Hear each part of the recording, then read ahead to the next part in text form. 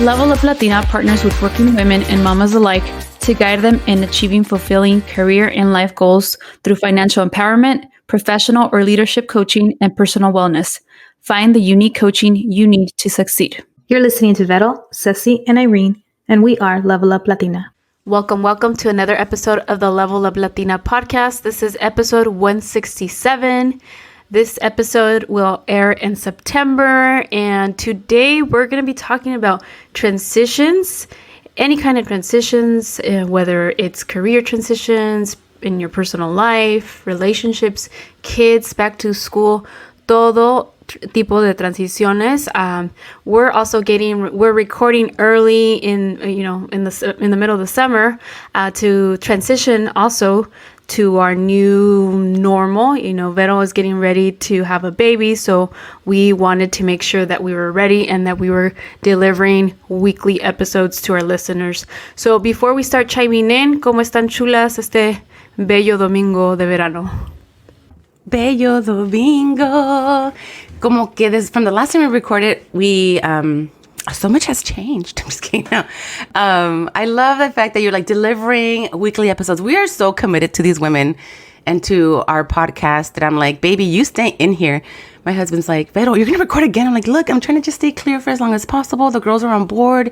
We're a team. He's like, you're not supposed to be stressed. I'm like, but this isn't stressful. This is where I'll get to hang out with my girls, So anyway, I'm good. I'm feeling good. I'm ready to talk about this stuff before this baby comes out and give everything we can to our listeners. Me too. Bañadita, fresquecita, no babies popping out of me, so I'm pumped. That's funny. Suertuda. That's funny. Yeah, no, speaking of that, right before I had told Luis, I'm like, this is the last two episodes that we're going to record for a while because, Vero's getting ready to have her baby. And then I walked away. He's like, all right, good luck. Hopefully Vero doesn't have to leave to the hospital. I'm like, no. I'm like, well, she can leave to the hospital, but as soon as we stop recording. So, ahí está. Pero yeah, I think, this morning we were talking about, off record, what we wanted to talk about and what September brings. And I think when we think of September, it's always the start of the new school year. Las tres somos mamás and we have kids. So that means, transitioning into new school years, and also means new activities. Even before we jumped on here, I was emailing with two other moms that are going to be in the, moms in the kindergarten class. And I volunteered to be one of the headroom parents along with someone else. So, we're trying to talk about okay, let's talk about what that will entail. And then we're going to meet with the current room parents of the kindergarten class that just left. So, it's a lot of planning. And, so I think, I don't know. Do you guys want to start or have a particular transition that you guys want to talk about or chime in about? Vero, Irene? I can talk about one of mine. I have a fun transition. Oh, yeah, you do. A fun transition coming up. I have several all the time. But Isaiah's going to be going to a pseudo college for the first time. He's going to UCLA on Monday. And he's going to live there for 2 weeks. And so we've been packing his dorm essentials. He had to buy his caddy. Remember that? Those memories of using the shared bathroom. He was asking me about it. He seems so excited. He's met a lot of his dorm mates. They're in different states and even in different countries. He said there's a kid as far as Dubai coming to the program. Really exciting stuff. And the transition with him reminds Diego and I of college. And it's just such an exciting time. I'm so proud of him. Straight A student. He got A's in honors classes, AP classes. Just killed it. I think the trip to Berkeley, Ceci, when we visited you, really reaffirmed for him, which I thought could happen, that he wants to go there. So he's going to have to not only be a good student, but a great student. So he has done so well. So he's been in this class virtually for a week, getting to know his classmates. And then he moves in and he was talking about his class, talking about his professor, how his professor, he said, I have so many mind-blowing moments. This class is so good, because college is so good. It's just so different. You don't learn about the generic traditional stuff. You really get into a topic and a conversation. So he was telling me all these great stories, and it's a transition for me as a parent because he really is an adult. He's becoming an adult. He's a young adult. And though he's still my baby and under 18, he's experienced so much and growing so much. And it's good to see this human in him. And I'm just having such a fun time with him. He was talking about one of his classmates suggesting they meet one last time before something was due last week. And he's had all these little breakout sessions and he's had all these meetings and random things that he's doing for 15 minutes, 30 minutes. It's like when you live on a college campus. So we got a really good laugh because he said something like, we were supposed to meet today at 9:30 or at 8. We're going to meet at 9:30 now. And I go, wow, that is so college, like doing work at any hour of the day, late, like you can meet at 1 a.m. Next week when you're in the dorms, y'all are going to have meetings at any point. He's like, Mom, the funny thing is that one kid that's kind of been our leader suggested 11:30 because this was due at 12. And I'm over here thinking like, sure, okay. Like I didn't think anything of it. And I'm laughing. I'm like, that is so college. And then he goes, and then this one girl chimes in, wait, y'all mean Pacific Standard? Because I'm in New York. Like that would be 2:30 in the morning for me. And they all like laughed and they settled on 9. And I'm just telling them like, I love that. I love the transition you're going to have, the experience you're going to have next week. Then I tell Diego the story like secondhand. And as soon as I said the thing about they're going to meet at 9:30, he's like, oh my God, that's so college. Remember, like, you know, you just study with your friends at any time, at any hour. I mean, we would be at Coco's or what was that? Not Coco's, Carol's, like at 1 in the morning, 2 in the morning, 3 in the morning. With their little laptops. Yeah. So it's like such a beautiful transition for my son. It reminds me of my youth. I'm so proud of him. And it's a little sad. It's bittersweet because he's really growing up. And on top of everything, he's getting his license this summer. Talk about transition. So he's done that all on his own. Wow. He's been on it, setting up appointments. He finished his hours fast. Like he wants to get that license. It's very exciting to see. Lots of teenage transitions in our home. I love that. And sabes que me encanta más that you and Diego can totally relate. Like, right? So different from, you know, our experiences as first gen with our parents. Like nosotros, we would tell them and, you know, a lot of times they didn't understand or necessarily know what we were telling them, but ustedes sí, you guys get it totally. You guys have been there. I mean, you said it yourself. It brings back memories, and with the shower caddy, todo eso. It was reminding me of STEP. You know, our first program, transitioning into college, and what that meant, and meeting friends. So that's so exciting for him. And then also another thing that you said was him starting to drive and getting his license and doing everything on his own. That's such a like you know, el primero, you know, your oldest, like being so independent and disciplined and just doing his own thing. So I love it. He's taking like 3 AP classes next year. He's like skipping Spanish 4. He's gonna go to AP Spanish. He's like so fired up. I see him like packing his AP book and I'm like, are you sure you want to take that? This book called Cuando Yo Era Puertorriqueña. He's reading it for the summer for his AP class. He's like, well, you know, Mom, I'm already ahead. I decided to get ahead. I'd be behind if I waited until after the program. So if there's any downtime, but don't worry, I'm already ahead. I'm like, I'm not worried. I'm like, I wouldn't take it if I was you. Like, I don't plan on reading for my high school. I'm going to be having fun for the college class and your work and your friends and activities. He's like, you never know. I might be bored. I might have downtime. And he's like shoving his AP work in his luggage. I'm like, I'm so proud of this kid. Good for him. Good for him. That's awesome. It's trippy that you're saying that too, because just last night I was telling you girls off the record too, that my sister was like, hey, leave the kids with us tonight, you know, get some rest. The baby, you're going to have a new baby in the next week and a half.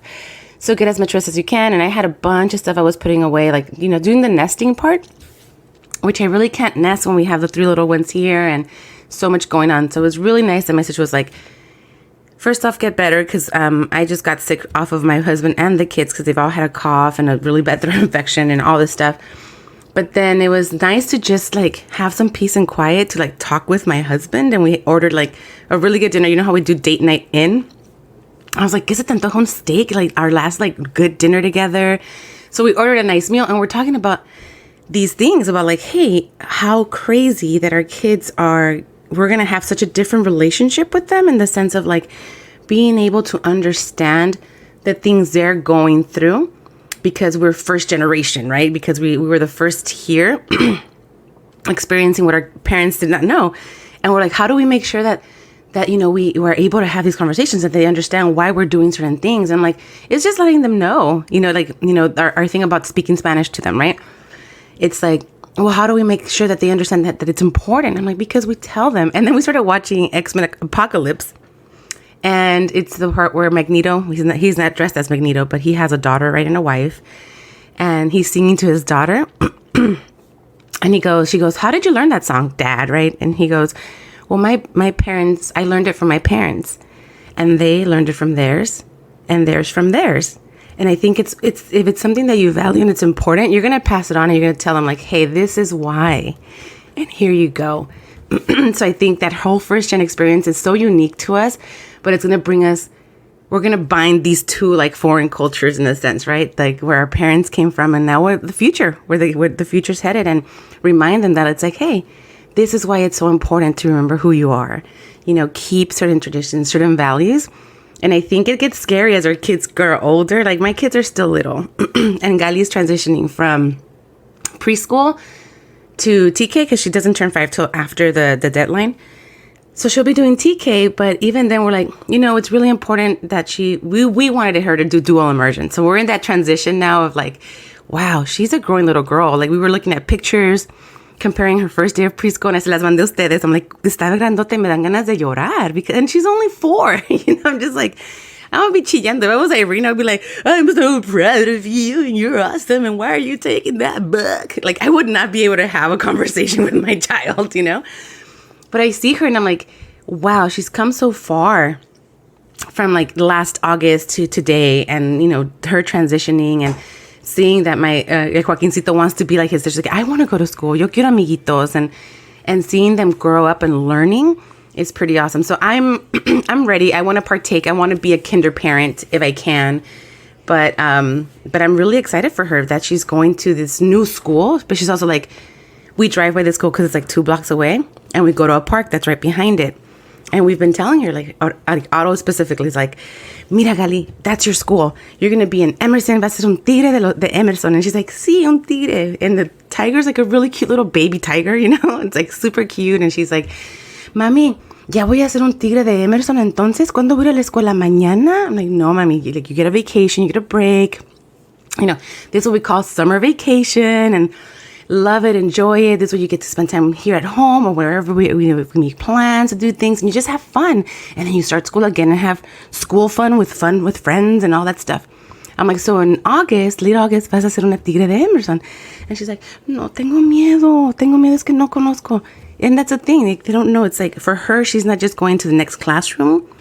She's leaving that little unit of what she knew school was in her little world, transitioning to a new little school with people she doesn't know. But I feel that the fact that they'll speak to her in Spanish will make it a little more welcoming, and then go from there. But that's my transition right now with the kids.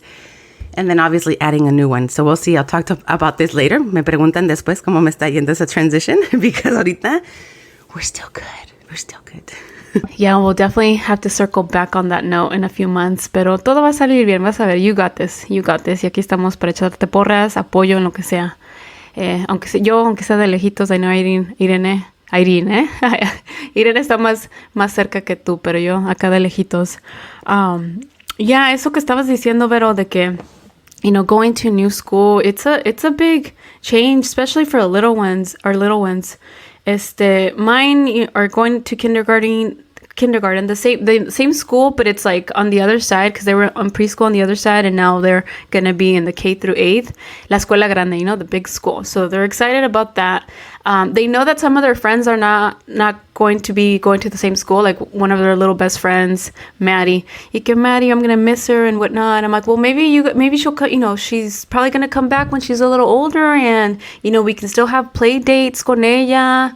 Y como que están tristes de eso, pero I started saying, like, you guys can have play dates. Her mom and I still, talk all the time, and you guys were doing gymnastics together, so maybe in the fall you guys can do that together too, or ballet, or we'll make it work. And then I remember saying something like, and who knows, throughout the years you guys will end up in the same schools. I'm like, what if you guys go to the college at this? I'm like, I even went there, right? What if you guys go to college con la Maddie, and like that's gonna be cool. And I said it like that, como in passing. And yesterday, I heard them playing with each other, and they're like, yeah, it's because, I'm going to college, and Maddie's there too. Oh yeah, and I'm in college too. And I was like, wow, like 5 little year-olds, playing, okay, they're in college. And I'm like, how cool is that? Again, I just said it like in passing, like, who knows where the future will take you. Maybe you'll go to college with Maddie. And they started playing, like, that's where they picked it up, like that they were in college, and they were college girls. And I know in their minds and worlds they don't really understand what that means, but here and there we've incorporated those chats, and like, that mom and dad went to college. We'll show like our diplomas, their preschool diplomas. We have them here, and with Luis, we said let's frame them so we can put them in their room and they could see that. And then each time they graduate, they'll see like, okay, these are the diplomas that I'm earning as I go through these transitions in life. So I think that's how I I guess, deal with those transitions with the girls. I tell them beforehand. I prepare them. I tell them that, change is okay. It might be a little scary. And then I show examples of, things that I've done and how I, when I went to a new school. In fact, recently, I don't know if I've shared this with you guys. So Samantha is getting her 2 new adult teeth before the 2 front have fallen off. And she was scared, y que va a pasar, and she didn't want to go. We're going to take her to the dentist to get it checked out and essentially pulled out. And she was scared about that. And we said, well, the tooth fairy te va a dar una moneda for cada tooth that you lose. And then the same thing happened to me as a kid. The same 2 teeth at the bottom started growing out before they fell out. So I also had to go get them extracted and whatnot. And so I told her, I'm like, hey, I know it could be scary, but it's not. I promise you, it's not gonna hurt.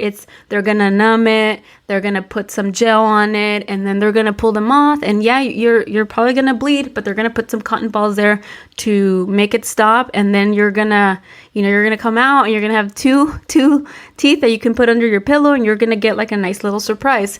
So then she was scheduled to go this past Thursday, and because, they tested positive for COVID, we ended up canceling that. And she was crying. She's like, I want to go to the dentist. Estaba llorando because she was going to get that experience that we had talked about all week, and you how had already transitioned her. Yeah, she was already transitioned to that. Y pues ya no se pudo. I'm like, hey, remember, she's like, pero I'm not sick and, I'll put a mask on. I'm like, yeah, but when this happens, you can't go because you might be feeling okay. But if you have it, then you can expose other people and make other people sick. I mean, that meant also not going to my parents' house again, just to protect them. And so I said, I'm like, well, you can see your grandma and your grandpa. We'll FaceTime them. And we did on Thursday, or maybe it was yesterday, and all they kept on telling my mom, abuela, tengo COVID, pero me siento bien, pero tengo COVID. No siento como que no tengo COVID. I don't feel like I have COVID, but I have it, and I'm okay, and it was just cute to see. And Gali gets a kick out of saying, el virus. Papá tiene el virus, luego no, ahorita nomás está malito de la garganta. Mami, ¿no será el virus? Oh my God, kids are so funny. With that. Last week when I was feeling better and I dropped them off before they had tested positive, the other 2 set of twins had been sick the prior week también with COVID. And so when I got there too, they said, the other twins told me, we had COVID. That's the first thing they told me.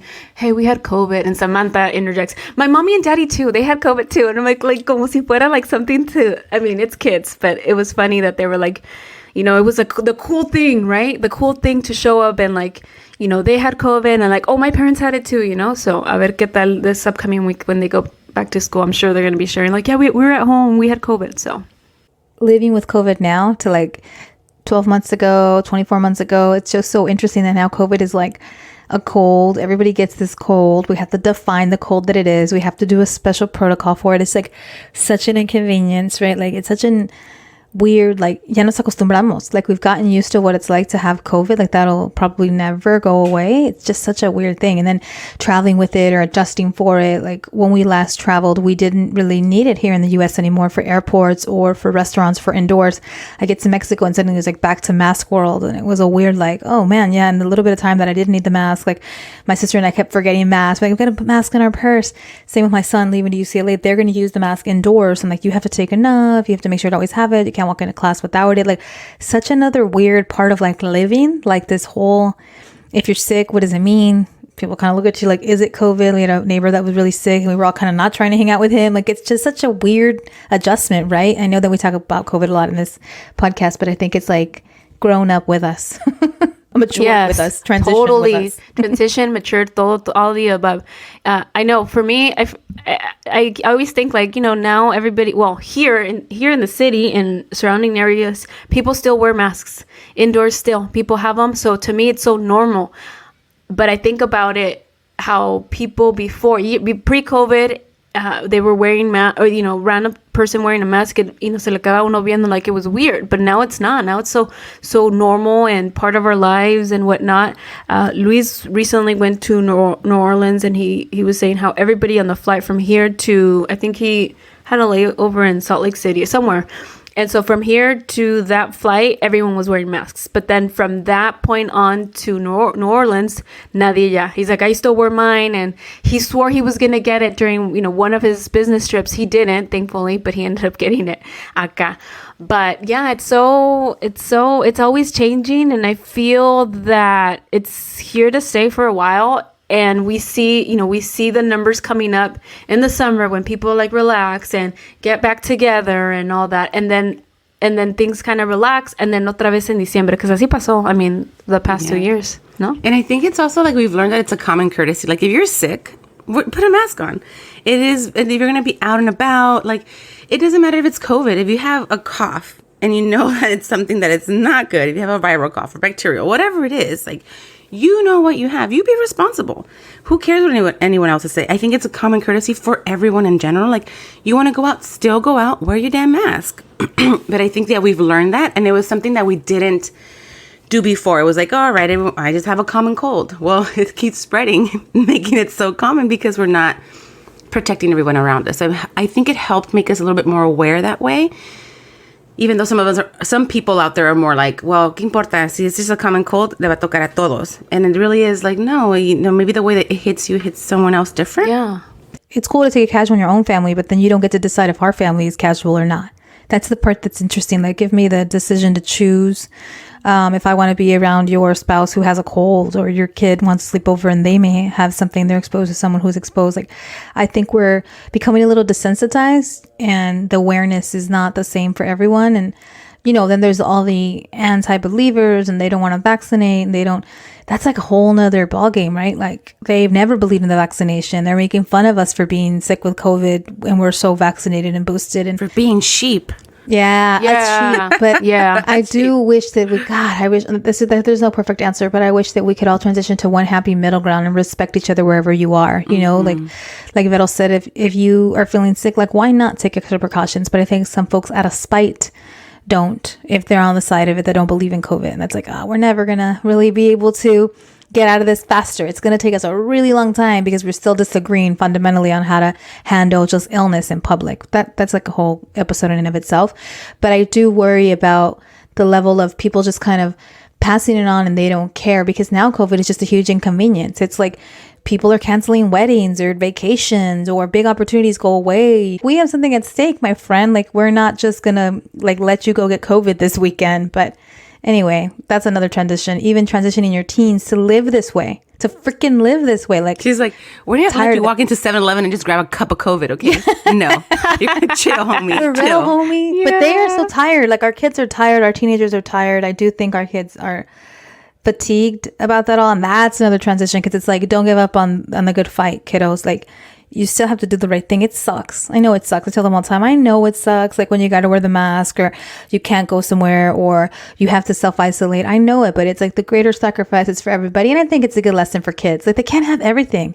They can't, like, that's another concern too, that parents just want to give their kids everything and don't want to say no because of COVID. Like, we have to be able to say no to our kids. Like, you can't go to the gym today. Like, you can't go to the park today. Duele un poco, right? You feel like you want to give your kids everything, but they're really good lessons for them to not think that everything is instant gratification. So my son is fine. He figured out stuff to do from home. He doesn't have to be in the calle this weekend, and he's in the calle like every weekend, right? Like, so sacrifice today for the greater good of all tomorrow. And I think that's great, because let him be the kid that shows up with COVID, and the kid from Dubai gets it, and the kid from New York gets it, and we were the ones. Yeah. We were the parents. So you have to just think about the other human, and that transition, especially for kids and teenagers, is a hard one, because they have to learn that empathy piece, that sympathy piece. They have to learn to do things for other people and put themselves in their shoes. And it's a great lesson, I think.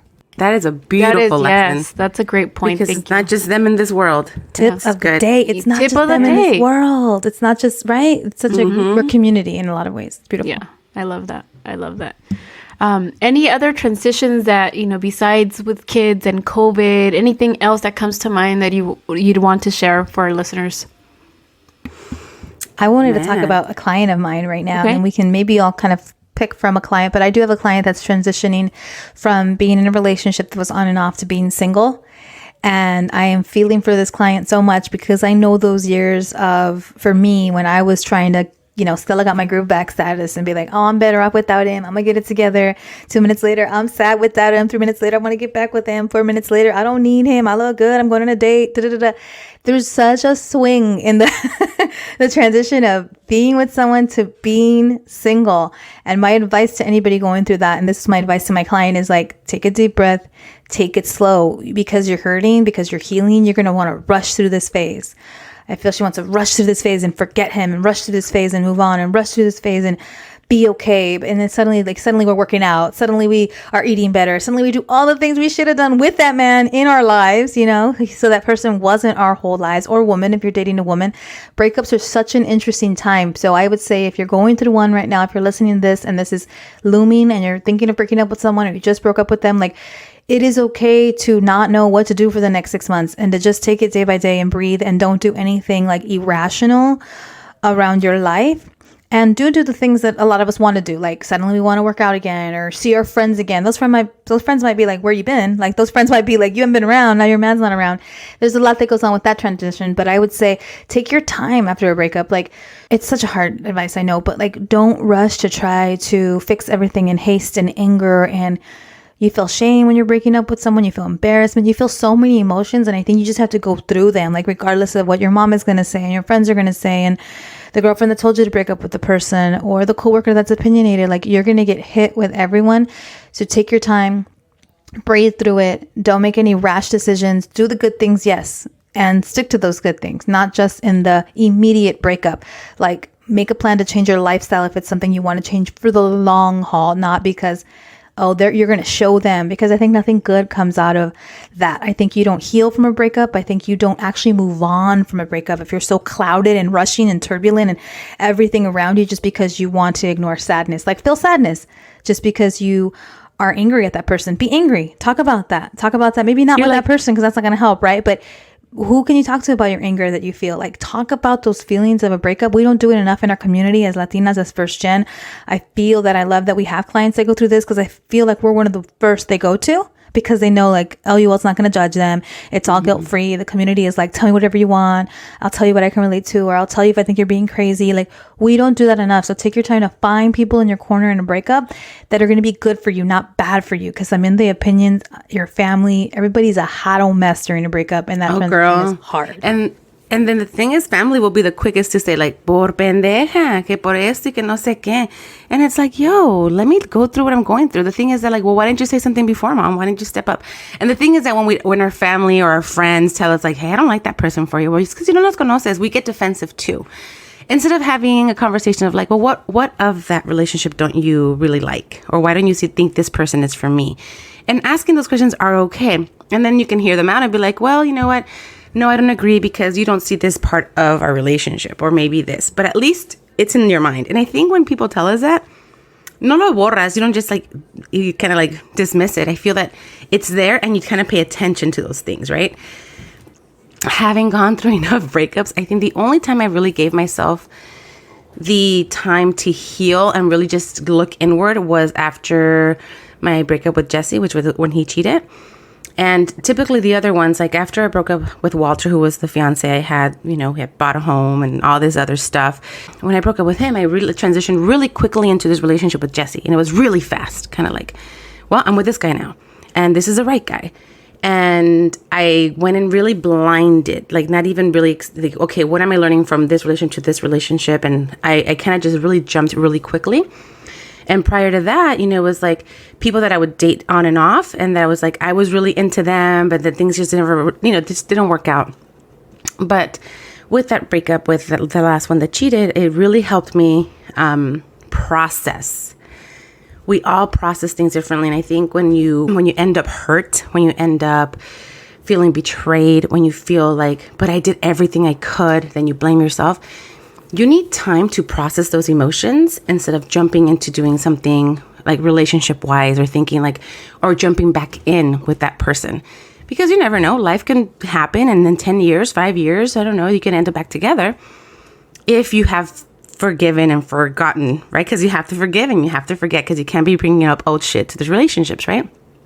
So the healing aspect and processing your emotions and processing what happened and making sure that you don't blame yourself immediately, or if you do, not continuously blame yourself, is super essential. Like, I know that for me, it took me like over a year to like process, but it really helped that I delved into me. I was like, okay, if it was me that caused this, like, what about me was it? And I did do the therapy, and then I started working out. That's when I picked up running, and running really helped me just forget. Like, it would help me, like, my thoughts, whatever thoughts came in, I would acknowledge them and like be like, but that doesn't make sense to me. Boom, out. Like, you're out of here. Why are you making me feel this way? And I think it's our own thoughts, the way we perceive things, the way we do things, that they're either going to help us or keep us where we're at, like feeling shitty. So take your time and really remember the things that you enjoy doing without this person. And if you can't remember them, discover them, because the next time you go into a relationship, and I've said this before, like, you don't want to bring in this baggage, because if you don't heal, there's no way this new relationship you find with this amazing new person will work, because you already have that self-doubt. You don't know what you need, what you want in the case that person is no longer there. So put in the time for you, give yourself that love, take yourself on vacations, give yourself life experiences, find yourself a friend. I know I had one of my friends who's a therapist now. She was like my personal therapist. We would go on these long runs. And I think there was one part that I don't know if she really meant it when she told me this, but I know she was probably doing it to be like, help me process without feeling like the need to run back. But she said this to me.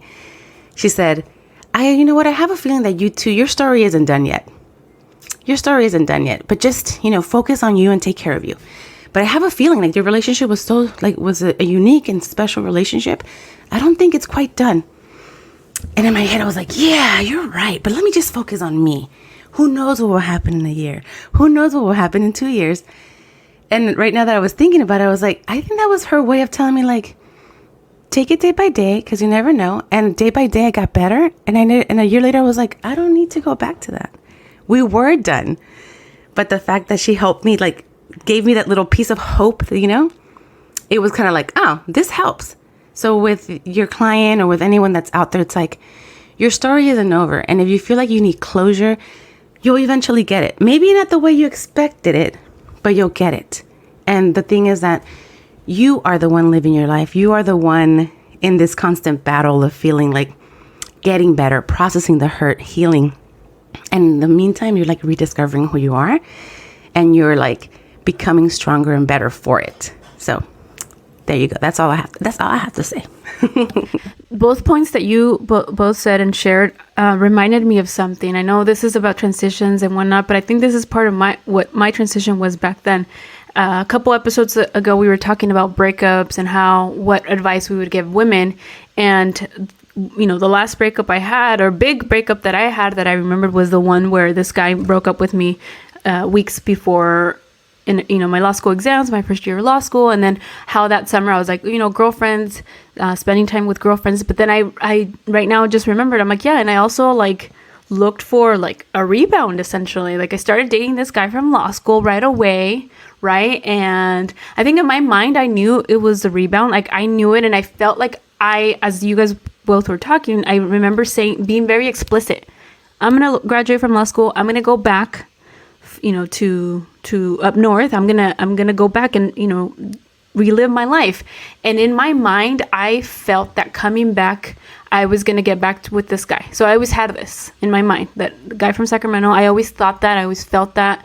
And in fact, after we broke up, the guy with the email and everything, months later, like, he started calling me again. He started like, me tenía todavía ahí, like, ilusionada, right? And he would call me, and then, so I was hopeful that would happen, but I still kept this rebound guy around, why? Maybe because me sentía sola, maybe because, law school was tough, and I was like, well, he was my study buddy and stress reliever, right? I'm going to say it.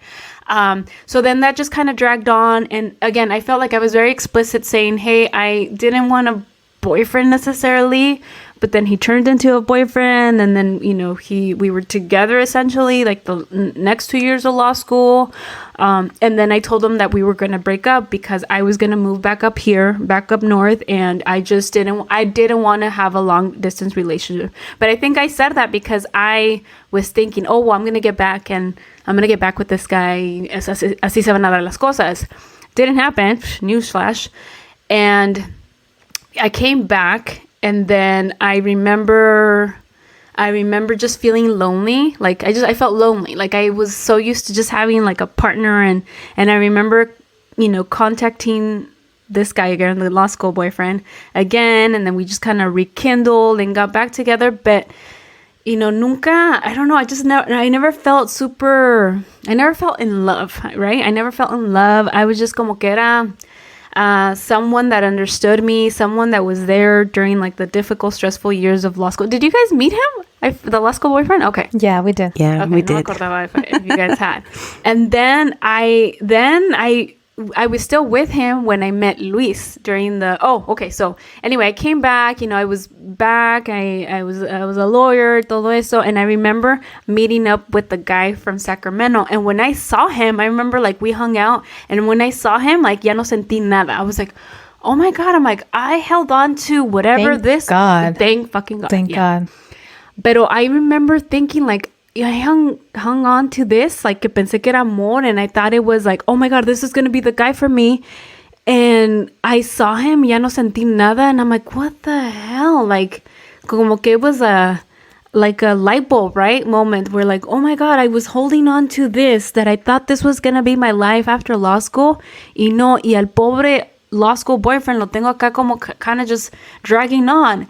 But at the same time, again, I was very explicit. I was like, I didn't want to do the long distance. I knew that, my life was going to be up here up north. And so why was I going to continue this long distance relationship? So anyway, fast forward, I'm still with the law school boyfriend, still, dragging along. And I meet my current husband, and like el flashazo. Mind you, I didn't go on a date with my husband until like it was official con el law school boyfriend that I broke up with him. Y luego, I like texted Luis. I'm like, oh my God. How long did it take you? How long did it take you to officially break it off? So I had broken up with him when we graduated law school. So that was like fall of 2011. And then we got back together 2012 at some point, and then I probably dragged it on another year. So around May of 2012, that's when I broke up with him over the phone because it was like long distance, right? And then I just dragged it on for another year. No sé, maybe I just felt like lonely. It was hard times. It was like a new transition for me, like stepping, from like not passing the bar to passing the bar, to being like the first year as a lawyer. And I just felt lonely. So I kind of like, he had already gone through that, the law school boyfriend. He had already kind of like started his career as a lawyer. So I don't know what it was, también yo immature or whatever you want to call it. I think that's the thing about transitions. Like, you're meant to have certain relationships at certain points in your life. Like, he actually met a great need at that time because he understood you. He was a lawyer in practice. He passed the bar too. Like, he was the relationship you needed at that time. Yeah. And there's no judgment in that. Like, you had to transition beyond that because he wasn't the relationship you needed for the rest of your life. And that's okay. Like, and I think that our listeners need to hear that too, that like, this is what I've been going through with my client. Like, this isn't wasted time. There was something there. There was something learned. There was something good. And I want this client to process the good, learn from the bad, and not take all of that junk into another relationship. That's why I say take your time, because with you, it seemed like you had a clear sort of end with that because it served its purpose. And Luis saw such a future, and you knew it was going to serve a purpose, and there was no looking back. And that's why you didn't feel the butterflies with that one guy, because that was all fantasy. But it didn't fit in your life. So that was that transition was like a dead stop. He didn't fit in your life. So relationships all have value, even the ones that don't work out. I think so. Good point. Otto was remembering your ex from Sacramento. He's like, he looked like he just could break. Oh my God. Break, this guy. Why? Like, Flaco, why? Ceci was, no, he was like, he's like, his skin just looked like it was going to fall off. like he was gonna break. My sister. Like it was just like He was kind of handsome, though, no? Yeah, he was good looking. My sister always said que tenía cara de chiste. Ay, ese con su cara de chiste. Joke face, whatever that means. Yeah. Just think of the Joker. Maybe he wasn't that crazy looking. He wasn't. Mi marido está mucho más chulo. I was like, don't tell her.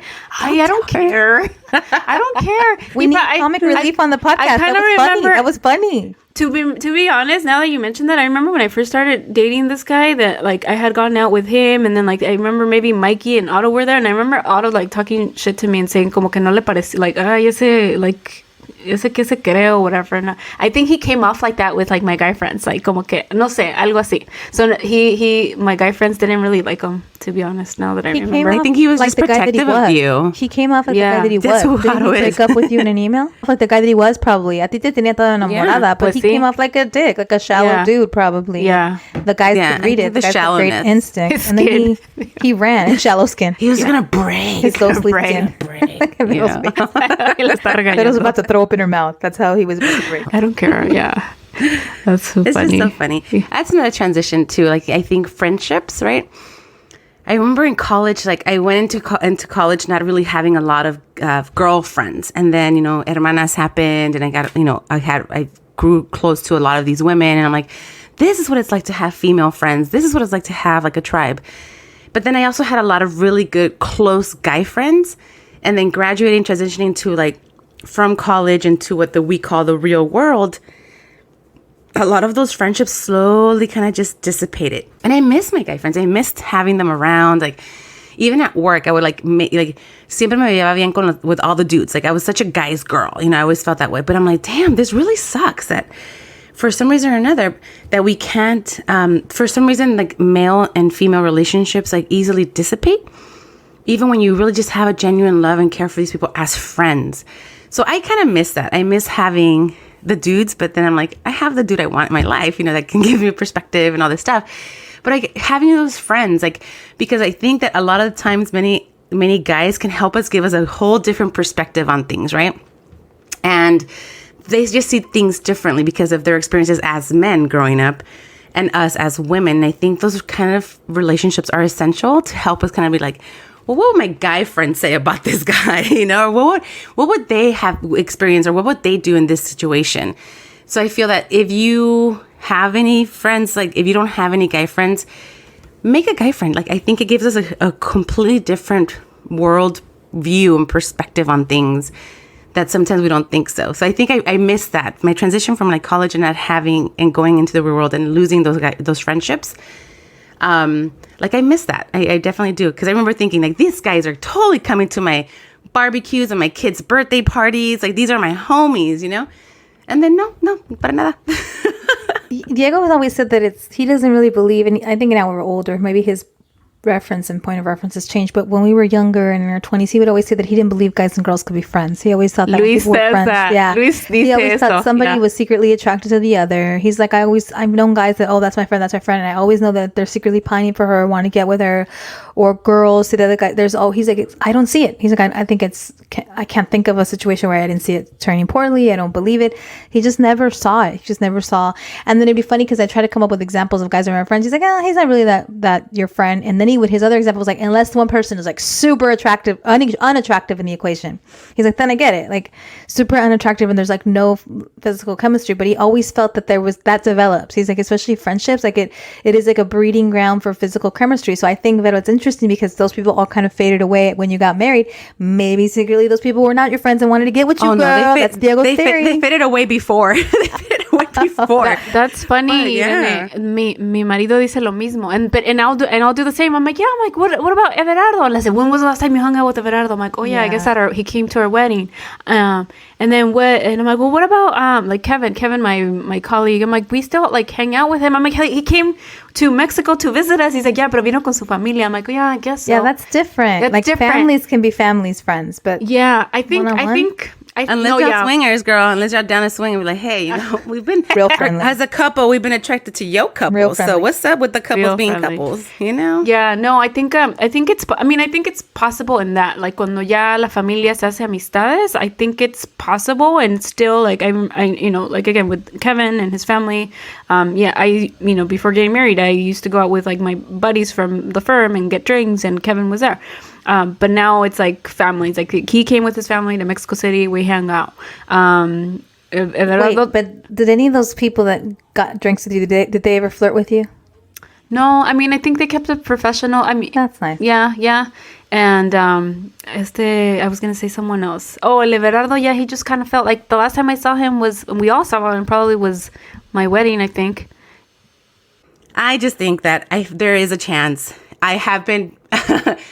There has been many points in my life where I realized, like, oh my God, you guys were fucking, weren't you? When I have, like, friends that are, we're just friends. But es que yo también soy bien inocentona, because from my experience, I've been able to separate the two. But then my friends have proven me wrong time over time. Like, oh yeah, we're friends. Acá, friends. Luego nos cuenta off record quién es. I was like, you guys were fucking, oh shit, qué pendeja. Why did I believe it? But anyway, it's tough to do that. So anyway, I'm not surprised anymore by the stuff that happens. First episode of September, wrapping up.